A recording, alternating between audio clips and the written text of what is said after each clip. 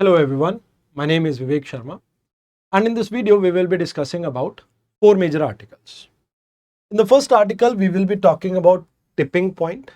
Second article mein we will be talking about Gram Sabha. Third article mein we will be talking about Israel and the children crisis in the Palestine. And last article we will be talking about land pooling. आइए एक एक करके इन articles को समझते हैं. देखिए अगर हम अर्थ की बात करें तो अभी अर्थ के ऊपर सबसे बड़ी एक प्रॉब्लम है वो है क्लाइमेट चेंज. अब क्लाइमेट चेंज क्या होता है? लॉन्ग टर्म एटमॉस्फेरिक कंडीशन में चेंज आना. अब अर्थ के ऊपर एक आपको पॉजिटिव फीडबैक साइकिल देखने को मिलती है. अब ये फीडबैक साइकिल क्या होती है इसे आप समझ लीजिए.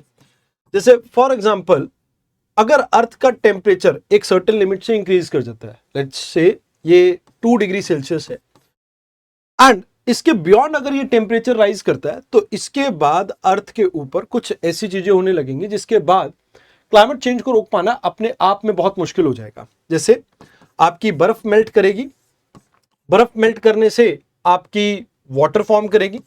अब वाटर क्योंकि डार्क कलर का है तो आपका अल्बिडो वैल्यू गिर जाएगा एंड जिसकी वजह से हीट ट्रैप आपकी और ज्यादा होने लगेगी. अब क्योंकि फ्रेश वाटर आपका पानी के साथ मिक्स होगा तो इससे जो अटलांटिक मेरिडोनियल ओशन सर्कुलेशन है इसके ऊपर असर पड़ेगा, जिससे heat exchange across the globe के ऊपर इंपैक्ट पड़ेगा एंड इससे मॉनसून के ऊपर भी असर पड़ेगा. मॉनसून और ज्यादा स्ट्रॉन्ग या वीक कुछ भी हो सकता है. तो ऐसे कुछ पॉइंट्स को हम कह देते हैं क्लाइमेट टिपिंग पॉइंट. तो अभी बॉर्न क्लाइमेट टॉक चल रही थी जहां पे यूरोपियन यूनियन ने इंडिया को क्रिटिसाइज किया कि भाई इंडिया ऑब्स्ट्रक्ट कर रहा है क्लाइमेट चेंज के ऊपर कंक्रीट एक्शन के लिए. बट इंडिया ने जो बात कही वो बिल्कुल सिंपल थी और बिल्कुल स्पष्ट थी. अब इस बात को आप समझो कि इंडिया ने कहा क्या. देखो क्लाइमेट टिपिंग पॉइंट एक ऐसा पॉइंट है जिसके बाद आपके इरिवर्सिबल चेंज हो जाते हैं कि भाई आप ये मान के चलो कि वो जो आपके क्लाइमेट के अंदर चेंज हो रहे थे वो अब लार्ज स्केल पे आपको दिखने लगेंगे और ये आगे पॉजिटिवली बढ़ते जाएंगे, कम नहीं होंगे.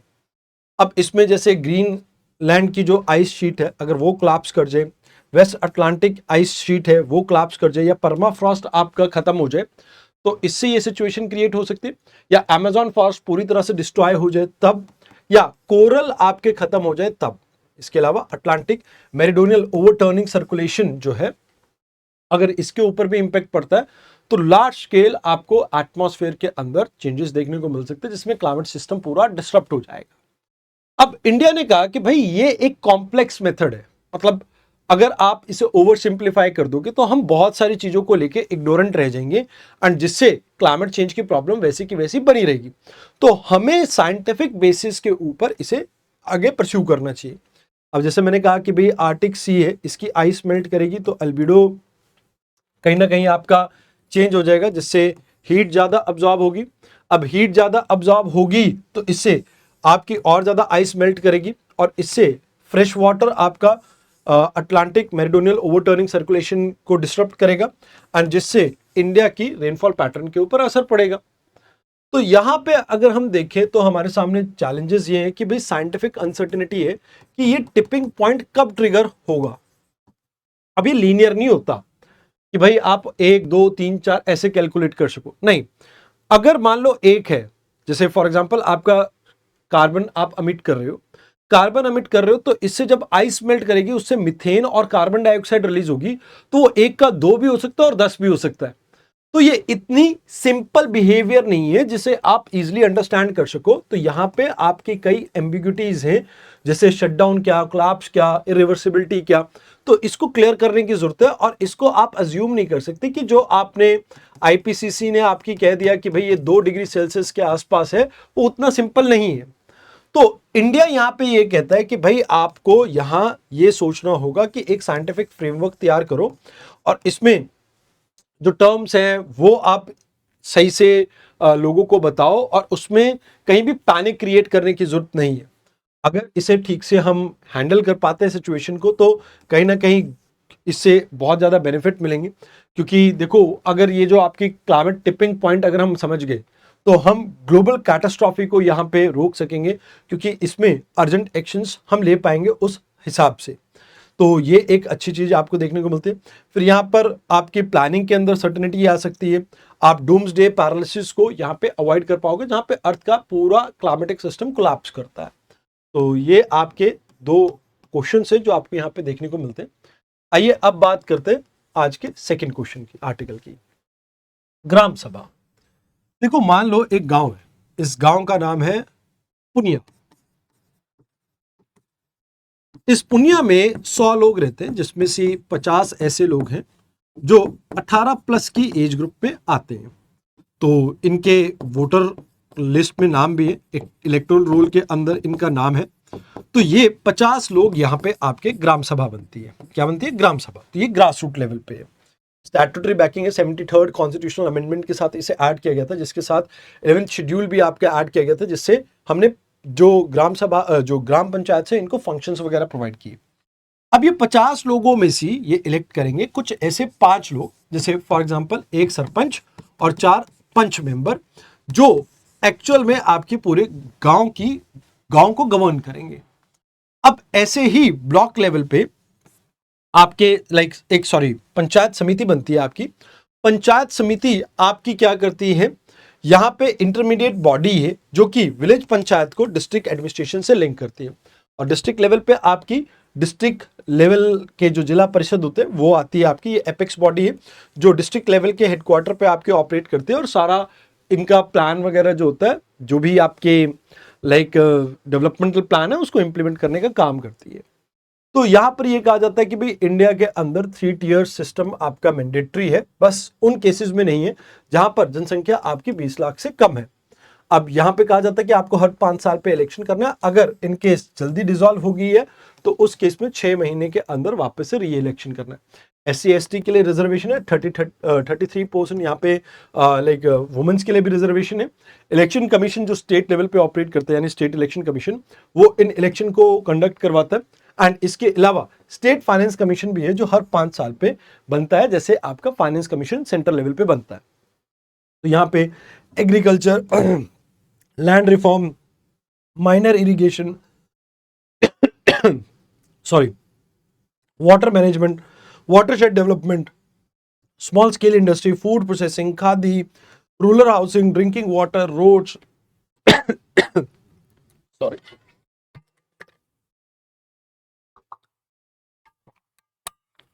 रोड्स, ये सब आ जाते हैं इसमें। पॉवर्टी एलिवेशन के प्रोग्राम हो, प्राइमरी एजुकेशन और हेल्थ एंड सैनिटेशन, ये भी इसका पार्ट बनते हैं आपके।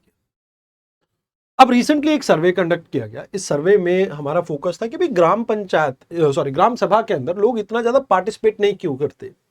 तो यहाँ पे 7,000 से ज्यादा रिस्पोंडेंट थे, 400 से ज्यादा ग्राम पंचायत को हमने फोकस किया, 213 डिस्ट्रिक्ट और 26 स्टेट्स एंड यूटी के अंदर ये सर्वे कंडक्ट किया गया।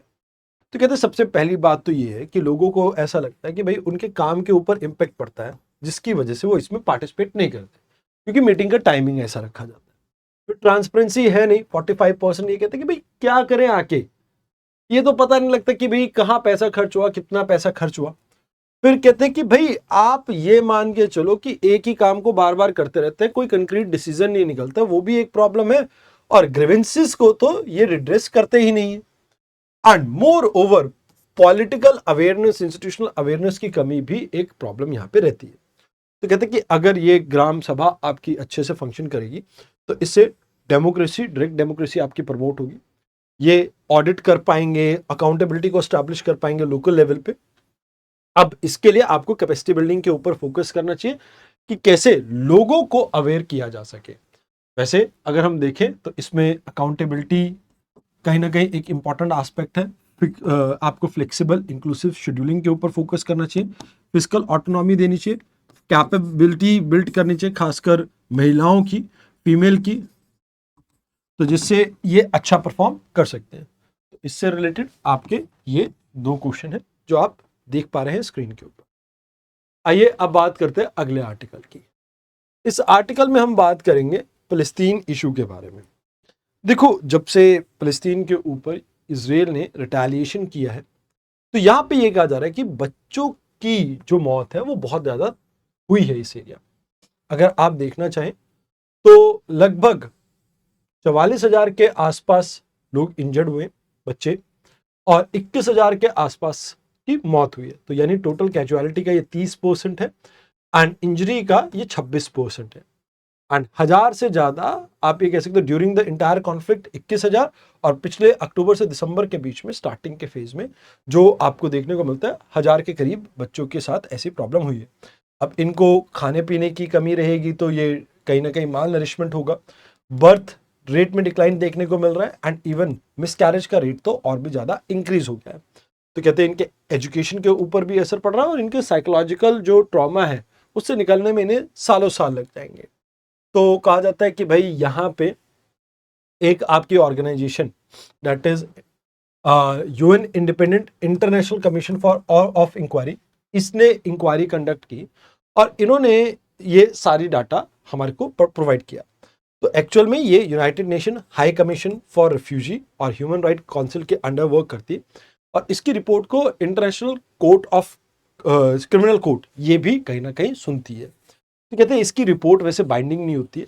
हाँ, यहाँ पे अगर हम बात करें United nation human right council की तो इसमें आपके 47 मेंबर्स रहते हैं, जिसमें अफ्रीका को 13 सीट, एशिया पैसिफिक को 13, लैटिन अमेरिका की कंट्रीज को 8, वेस्टर्न यूरोप को 7 एंड ईस्टर्न यूरोप को 6 सीट्स गिवन है। वैसे इसका हेडक्वार्टर जिनीवा में है। आपको ये याद रखना है कि भाई ये कोई भी वायलेशन होता है उसके लिए इन्वेस्टिगेट करते प्लस पीरियोडिक रिव्यू करते सभी कंट्रीज को 4.5 साल बाद एंड इसमें इंडिपेंडेंट एक्सपर्ट्स को यहाँ पे पुश किया जाता है। तो कहते हैं कि भाई इसका नॉन बाइंडिंग रेजोल्यूशन है बट स्टिल पॉलिटिकल पावर इसके पीछे बहुत है। हाँ, ये जरूर है कि इससे जियोपॉलिटिकल में पोलराइजेशन इसराइल के अगेंस्ट आपको देखने को मिल सकता है बिकॉज ये मोबिलाइज करने की कोशिश भी करता है उस तरह का लाइक आप कह सकते हो कंस्ट्रक्टिव क्रिटिसिज्म।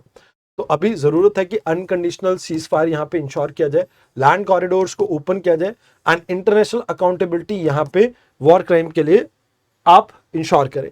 लास्ट में कहा जाता है कि भी एक रिकंस्ट्रक्शन फंड यहाँ पे आपको क्रिएट करने की जरूरत है। तो ये मेंस का क्वेश्चन हो गया, ये प्रीलिम्स का क्वेश्चन हो गया। आइए अब बात करते हैं आज के आखिरी आर्टिकल की, लैंड पूलिंग। देखिए इंडिया में डेवलपमेंट बहुत तेजी से चल रही है एंड अक्सर हमें एक प्रॉब्लम देखने को मिलती है कि भाई जैसे आपके जो प्रोजेक्ट्स हैं उनमें काफी डिले हो जाता है because land availability, land acquisition अपने आप में एक बड़ा प्रॉब्लम है। तो लैंड पूलिंग जहां पे आप देखते हैं ये एक लैंड असेंबली मॉडल है जहां पे प्राइवेट ओनर्स वॉलंटरली अपने फ्रेगमेंटेड लैंड्स को प्रोवाइड करते हैं गवर्नमेंट को एंड इसके बदले में ये एक पार्टनरशिप बेस्ड मॉडल है, इसमें कोई कैश नहीं मिलता है। जैसे मान लो ये पूरा एक प्रोजेक्ट है तो यहाँ पे कुछ प्लॉट्स उन्हें प्रोवाइड कर दिए जाएंगे उस जितना भी आपने एरिया प्रोवाइड किया है उसके अकॉर्डिंगली। तो ministry of road and ministry of housing majorly इससे डील करती है। तो कहते हैं कि भाई अभी इशू क्या है हमारे सामने कि भाई जैसे आपकी कोई भी सिटी होती है, सिटी के बाद जो एक्सपेंशन बाहर होती है तो वो कई बार हैपहैज़र्ड होती है, तो अनकंट्रोल्ड ग्रोथ आपको देखने को मिलती है खासकर जैसे रोड्स के किनारे, हाईवे के किनारे। अब जैसे मेरे यहाँ पर एक एरिया है जीरकपुर में आपको ऐसे ही कंस्ट्रक्शन देखने को मिलेगी जहां पर कोई सिमेट्री नहीं है, कोई इंफ्रास्ट्रक्चर ठीक से बिल्ट नहीं किया गया। फिर कहते हैं कि भाई लैंड ओनर को एक प्रॉब्लम ये रहती है कि भाई मेरा लैंड हाईवे निकला, इससे दूसरे की कीमत खेतों की 5 गुना बढ़ गई, वो 2 करोड़ का हो गया और मेरे को कंपनसेशन मिला 20 लाख। तो यहां पे कहा जाता है कि एक तो मेरा एसेट खो गया, उसके बाद मेरे को कंपनसेशन कम मिल रहा है और मैं दूसरे के लिए सेक्रीफाइस कर रहा हूं और उसका मुझे कोई बेनिफिट नहीं मिल पा रहा है। तो ये एक प्रॉब्लम आपको देखने को मिलती है। तो यहाँ पे कहते हैं कि भाई आप इंक्लूसिव डेवलपमेंट को लैंड पूलिंग से प्रमोट कर सकते हो, आपके कैपिटल कुछ नहीं लॉस होगा। आपको लाइक फॉर एग्जांपल ये एक प्लॉट बनाया तो यहाँ पे लेट्स से एक सिटी डेवलप कर रहे हैं तो इसमें आपको कुछ रेजिडेंशियल प्लॉट, कुछ कमर्शियल प्लॉट दे दिया जाएगा ताकि आपके लिए भी चीजें ठीक रहे। तो इसमें कहा जाता है कि भाई इक्विटेबल रिसोर्स शेयरिंग के ऊपर फोकस किया जाता है जहां पे हर बंदे को यहाँ पे इससे बेनिफिट हो। तो मतलब इसमें आप ये कह सकते हो कि आपकी टाउन प्लानिंग हो, ओपन स्पेसेस हो, रोड ग्रिड्स वगैरह, वो ठीक से आप सिस्टमैटिक प्लानिंग कर पाते हो। ये एक अच्छा मॉडल है। तो अमरावती जो टाउन प्लानिंग है वो इसके ऊपर ही बेस्ड है। स्टेट लेवल टाउन प्लानिंग में भी इस स्कीम को गुजरात ने इंप्लीमेंट किया है। तो कहा जाता है ये एक अच्छा मोड है, ट्रांजिशन आपका ठीक रहेगा, बट इसमें ग्रीवेंस रिड्रेसल के ऊपर हमें फोकस करना होगा एंड कोशिश करनी होगी कि इसमें जो हाईवेज के मार्जिन है उनको भी कैसे इंक्लूड किया जा सके। तो आज के डिस्कशन में इतना ही था। ये आपका प्री और मेंस का क्वेश्चन है जो आपको एड्रेस करना है। तो धन्यवाद।